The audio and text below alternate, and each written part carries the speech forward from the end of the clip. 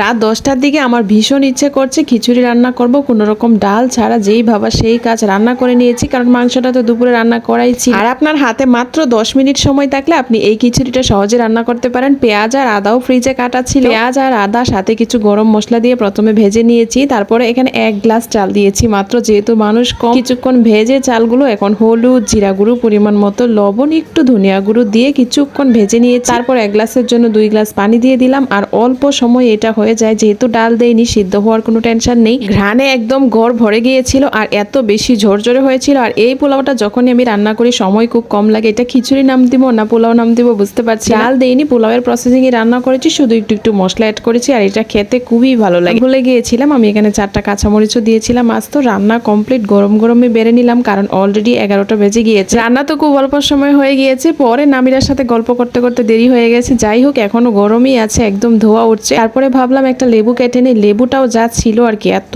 সুন্দর ঘ্রাণ আর এত রসে একদম টসটসে ছিল। এখান থেকে 3 পিস লেবু কেটে নিলাম, সাথে সাথে বেড়ে নিলাম আমি খাবারটাও। এখানে মাংস নিয়েছি, সাথে বেশি করে আমি খিচুড়িটা নিয়েছি কারণ নামিরা আর আমি একসাথেই খাবো। মাংসতে আলু দেওয়াতে মনে হয় টেস্টটা অনেক বেশি বেড়ে গেছে। আমি খাওয়াতে এত বেশি মগ্ন ছিলাম যে আমি লেবু খেতেই ভুলে গিয়েছিলাম। পরে হঠাৎ করে মনে হলো যে আমি তো লেবুই নেইনি, ফাইনালি লেবু নিলাম। খুবই মজা হয়েছে। ভিডিওটি ভালো লাগলে লাইক কমেন্ট করার পাশাপাশি শেয়ার করে দিবেন।